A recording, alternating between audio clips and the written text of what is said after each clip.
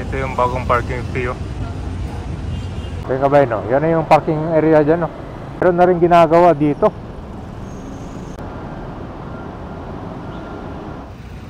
Mga parkingan ngayon, marami ng bakante, oh. Nagsisimula na ang rehabilitation dito sa NAIA Terminal 3. Ito na yung board piling dito pa lang yan sa Andrews Avenue. Isa sa na-implement dito itong bagong parking rates, kung saan ito ay tinaasan na. Marami nagtatanong kamusta na daw yung parkingan dito sa NAIA Terminal 3 kasi marami din nagsabi medyo mataas daw. Kukumustahin din natin itong arrival area ng NAIA Terminal 3. Dito na tayo sa Andrews Avenue. Ito po yung NAIA Terminal 3. So mag-update tayo ngayon kabayan, no? Itong parking area dito sa NAIA. Kasi ito pala kabayan na turnover na ito sa San Miguel. Sila yung mag-operate ito at saka mag-maintain. So napabalitaan nyo na yung parking fee dito ay tinaasan nila. Kaya marami nagtatanong kung marami pa rin mga nakaparada. Kaya kabay, no? Yan na yung parking area dyan, no?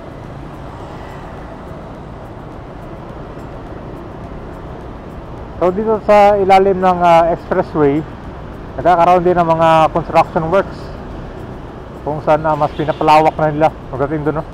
Meron na rin ginagawa dito. Kaya pala matraffic ngayon, no? Sa mga motorista na dadaan ngayon. Mga dito sa kalsada, oh.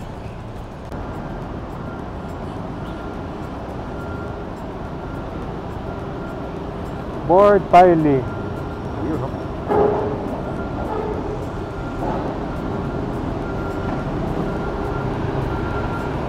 Okay, sa kabila naman, yan, no? Yun, no? Mukhang merong drilling na ginagawa ngayon. Papatungan na nila to, yan, no? Meron ng rebar cage. Kaya abiso na sa mga merong biyahe ngayon, dapat agahan nyo. Kasi dito matraffic sa ilalim bago kayo makarating dun sa departure area.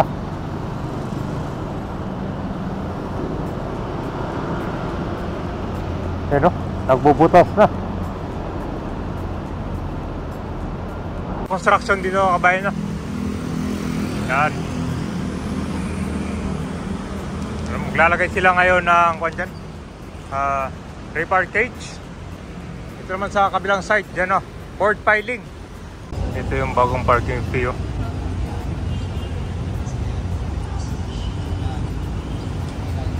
Sumaga dito sa likod ko pa, maraming bakante, oh. Yun, oh.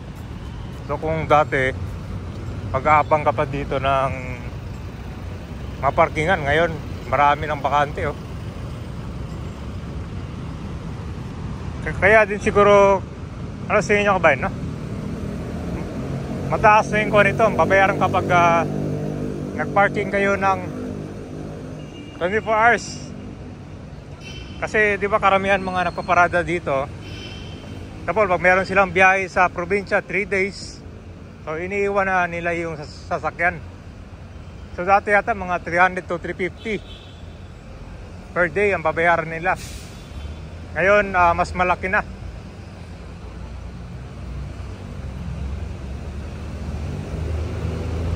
Dito po, bakante, oh.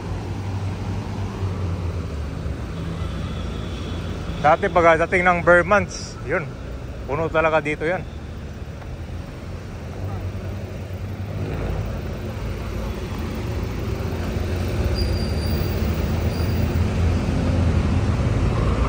Dito.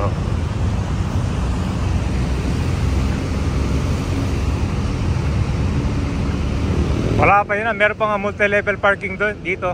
Sa kabila naman yun, yung kanya covered parking yun. Dito na tayo sa arrival. Yan. So dito yung CR. Tapos meron din mga bilihan ng pagkain dyan, ha? Dito yung pila ng mga taxi to, yung mga meter taxi na white. May patayong abangan na pagbabago dito sa NAIA, lalo na sa Terminal 3. So hindi na kayo mahirapan na maghanap ng parking, lalo na dyan sa likod side area naman. So, ito yung mga pagbabago ngayon dito. Mabilis na lang yung drop-off ng mga pasahero sa Bay Area. Filling up yung Grab dito yung booking. Meron mag-assist, meron din mga fixed meter taxi dito sa dulo dyan, no? Yung mga gustong sasakay ng mga 7-seater van or itong mga pang maramihan ng pasahero. Ano, fixed rate popon taxi. Meron pa man yung unloading dito, meron mga nagbabantay ng mga security na lang, mga ilang minutes lang, kailangan mababa nyo agad yung pasahero para hindi magkukos ng traffic. Nandito tayo malapit sa Bay 8 and Bay 7.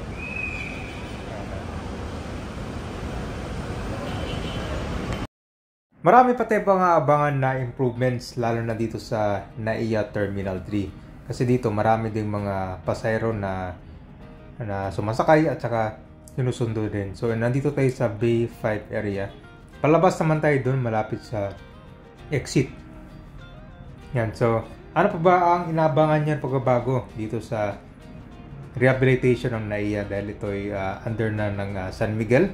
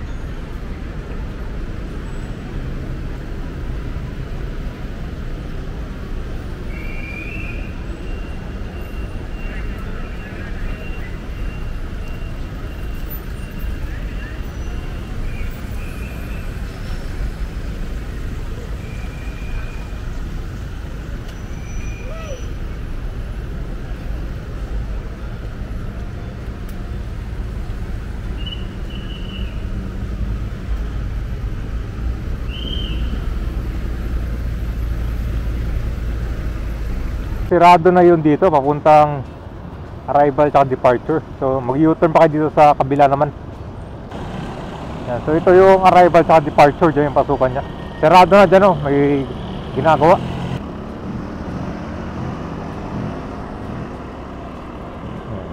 So far kuha nga na. So dito sa ilalim ng expressway, nagkakaroon dito ng road widening.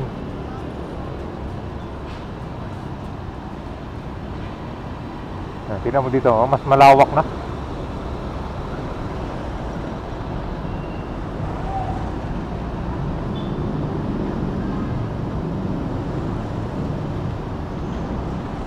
Yan, oh, meron ng bagong kalsada.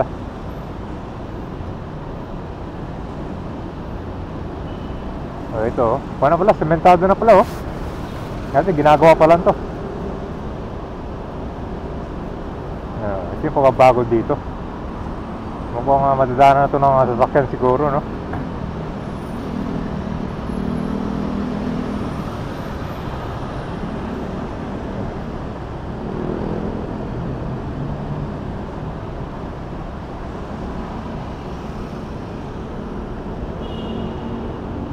Increase ng parking fee.